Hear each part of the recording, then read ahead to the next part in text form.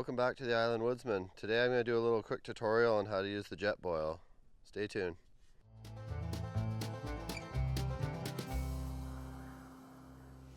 Alright, so here's the Jetboil stove itself. Everything kind of goes inside here. You have the little attachment for putting like a frying pan on. The stand for your isobutane tank.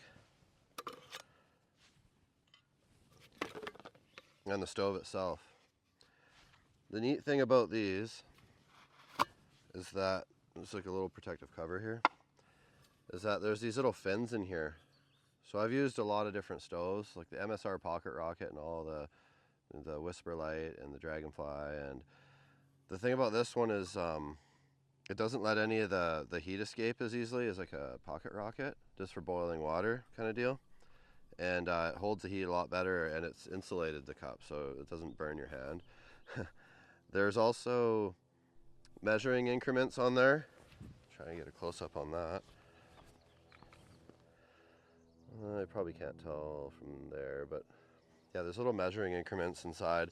So when you're making those freeze-dried meals, instead of guessing and turning it into soup or it's too dry, and yeah, so at least you can measure. There's a little sleeve on here too. You can put a spork in or whatever you want, like a little utensil. So to get started, you can take the little stand out. It all depends. If you're on like sandy ground, like the tank, you can just, like, this is fine like that.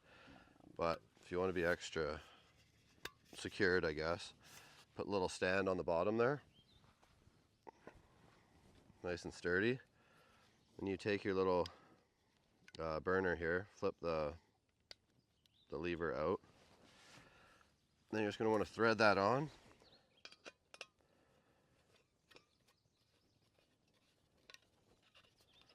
Nice and snug. Another nice thing about these is they have an igniter on them, so you don't need to bring like a fire steel, or if you forgot your lighter or whatever, you'll still be able to start the thing. I'm gonna put it right there. Forgot the water, I'll be right back.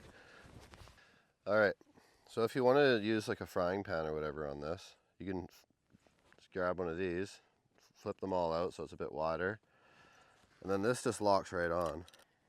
There. So then you pretty much have like a nice thing to put a frying pan on. It's perfect. But we're not doing that today. We're going to boil some water. So the nice thing is it will lock on. There's little indents on the sides. You line it up with these. And then it's not going anywhere. The whole thing can move. So your stove's not going to knock over as easy.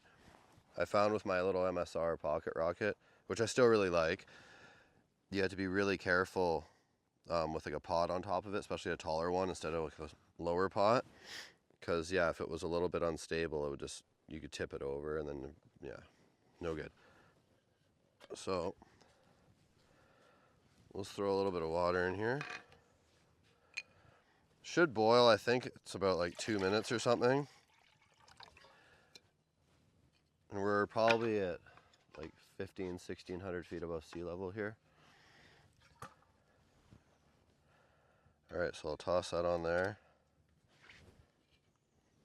She's locked on. Then I'm going to go and, with my gas valve, get that opened up a little bit. Hit the igniter. And you're going. You can crank that up, put the lid on, and we'll see how long it takes to boil. So that was about like a minute. I don't have it filled all the way to the top, but there's probably, let me see here. There is, let's see, 350 mils in there, so that's enough to make like a tea or a good sized coffee in less than 2 minutes. So that's pretty sweet. Then when you want to take that off, you just rotate it, lift up, and then it's all insulated, so you're not going to burn your hand or anything. I do have an attachment with this one that it's like a French press attachment, so you can just dump the grinds right in and then press it down. And then the lid has little perforations in it, so you can filter it all out. dump it into a different cup, or this cup if you'd like, that comes with it. Yeah, that's the Jetboil. I'll be using it in my upcoming trip, since fire season's fully started now. You're not allowed campfires or any of that, and you don't want to be doing that and start another one. We're actually up in the area where that fire was. Yeah, so this is a nice alternative to cook your food. Thanks for watching, and like and subscribe, and there'll be lots more videos coming out soon. I'm gonna get up before all these ants start crawling on me. Kind of just realized I'm sitting in an anthill. See you later. If you enjoyed this video, make sure to hit that subscribe button and check out my other outdoor videos. I try to post weekly bushcraft, hunting, and camping videos. Thanks for watching, and I'll see you next time.